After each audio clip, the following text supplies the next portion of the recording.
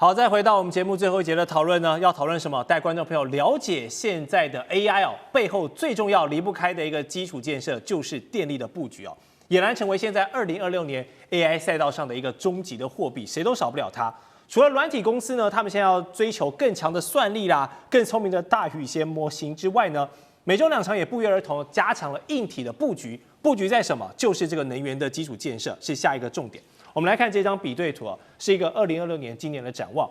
用電量，現在中國已經毫無疑問的是這個全球的第一了。那大概是美國大概只有它的40%而已。另外，電力的工藝規模，就連馬斯克都認為啊，中國擁有的應該是美國的3倍。那美國方面因為很多的基礎設施現在都已經老化了，他們有一個巨大的缺口壓力。還有中國的這個高特壓這個技術呢，現在是領先全球，因為很早就已經砸了4兆人民幣在做升級了。反而是美國要各種法案，已經 AI 都已經開始火起來了，再重新去追這些東西，現在是慢人一步。還有關鍵設備產能，別說變壓器了，這個電力的心臟，60%的產能都在中國。還有這個西電、北送等等的這些數據中心，這些很早都已經在做布局了，剛好也順應上現在這個 AI 時代。所以我們就看到，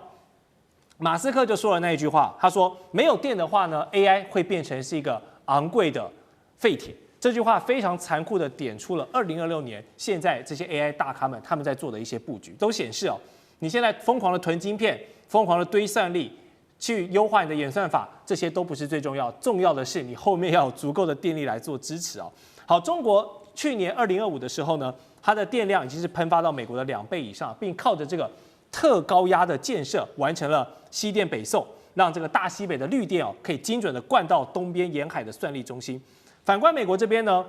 未來幾年就會是有一個比較迫切的電力瓶頸。那川普也是要頻頻推動法案，這個待會我們會展開討論。先請教楊老師啊，怎麼看這一場美中的 AI 大戰？中方現在利用基礎建設，感覺是已經對美國要快做出降維打擊了，是不是要在能源的底層邏輯上，我就是電力比你強，去給你彎道超車？現在我們看到中美之間的 AI 這個爭霸哈。其實我們過去看的，比如說都是一些 AI 晶片啊，代表你的算力，對，或者是大模型，代表你的整個就是運作，然後呢到這個整個獲益的那個能力。不過 AI 的世代其實開啟大概也不過從2017、2018到現在。那過去我們看到的確 NVIDIA 帶領的 AI 算力啊硬體投資成為一個重點，但當你開始要做全面性推動的時候，發現到那電力是個關鍵了，就剛好17號，好，也就是前2天，中國大陸的國家能源局就公布了一個數字，也就是現在在2025年，它整理中國大陸整個用電量已經超過10.4兆度，那這是第一次超過10兆度，好，然後是美國的2倍之多。美國在去年的整個用電量來到了4.5到4.7兆，那可是呢，是歐盟、印度、俄羅斯、日本4個國家總和都還不到10兆度。是，所以以中國一個國家，它的現在用電量都已經可以支撐到超過10兆度，而且未來不是有5年計劃嗎？是，哦。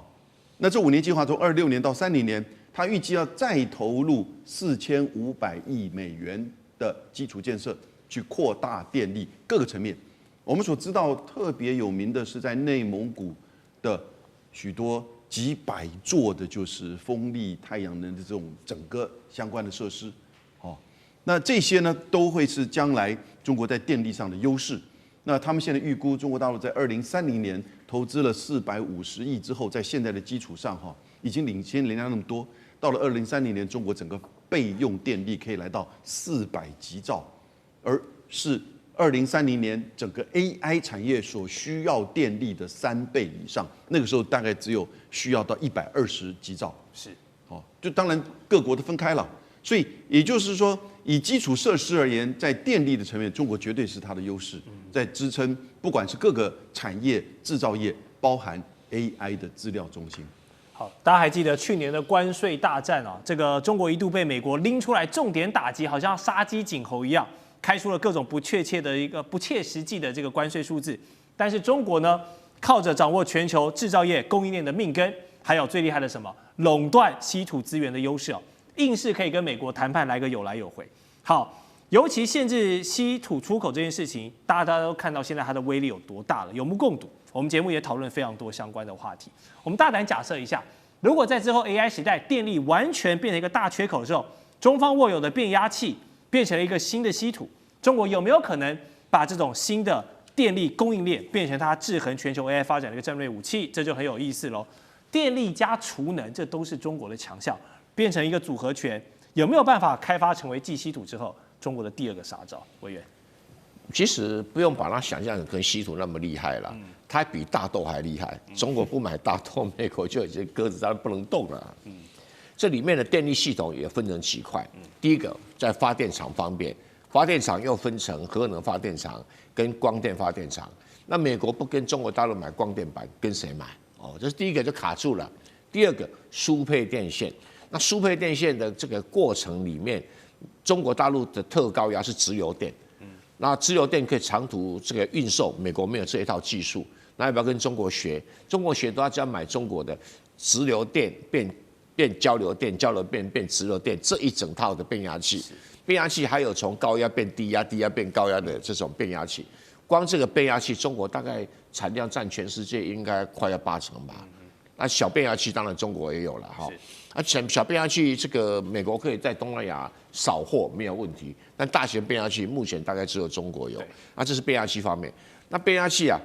把電送到了各個算力中心，接下來還有一個問題啊，儲能。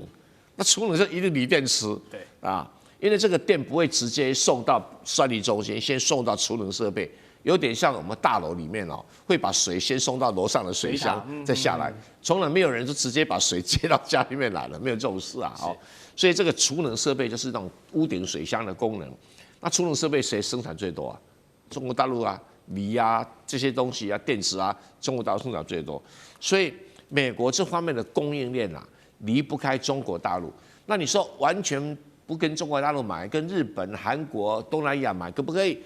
跟台灣買可不可以？可以。但是怎麼樣？你供貨量沒那麼大啊，而且等於是要重新把這個整頓，價格又沒有辦法跟中國大陸來比啊。所以美國這個要脫離中國大陸的供應鏈，沒有說像稀土完全不可能，但至少你會很困難，而且成本會很高。是，所以這也是川普政府現在積極在做的事情。我們剛剛談了2題，都是看到中國現在在電力方面的領先優勢。我們回頭看美國這邊的一個電力政策，川普除了非常自喜他是關稅王之外呢，現在又多一個外號叫做電力版羅賓漢了嘛？怎麼說？就是因為他這個政府祭出要求美國各大科技公司必須要簽一張15年的合約啊，一個電力長約，為價值大概150億美元的新建的這些電廠來提供收入保證。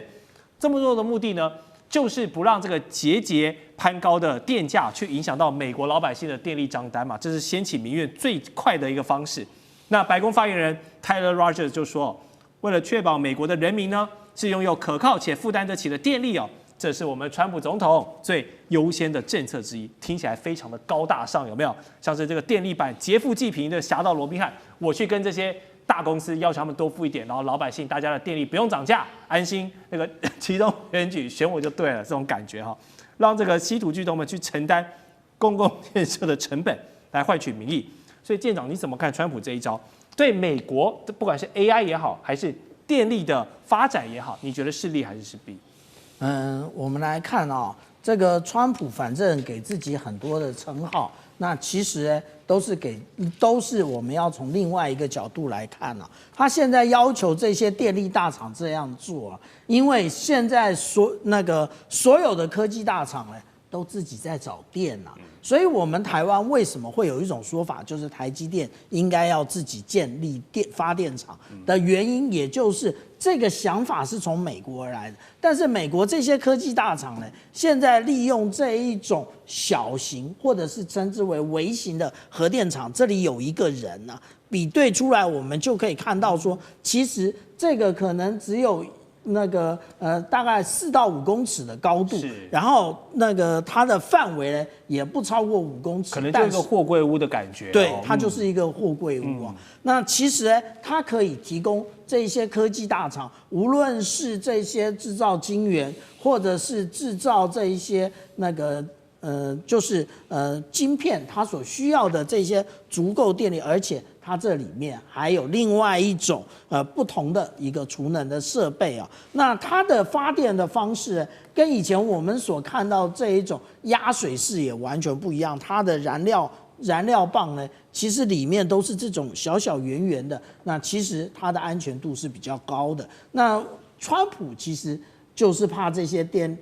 科技大廠全部跑了，那它的電力以後發了給誰用呢？那但是我們這樣講啊，我們看中國大陸的時候，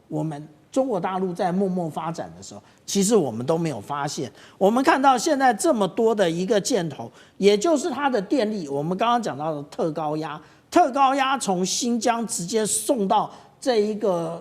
東南的這些省份的時候，那其實它經歷了13-5、14-5，甚至現在已經開始履行的15-5裡面，通通都有這些計劃。可是那個時候我們沒有人想到這件事，我們一天到晚講的，也就是那個中國大陸在這個無論是雲貴高原，或者是在這個西藏這邊蓋了非常多的水壩，其實他們最重要的就是建立綠電。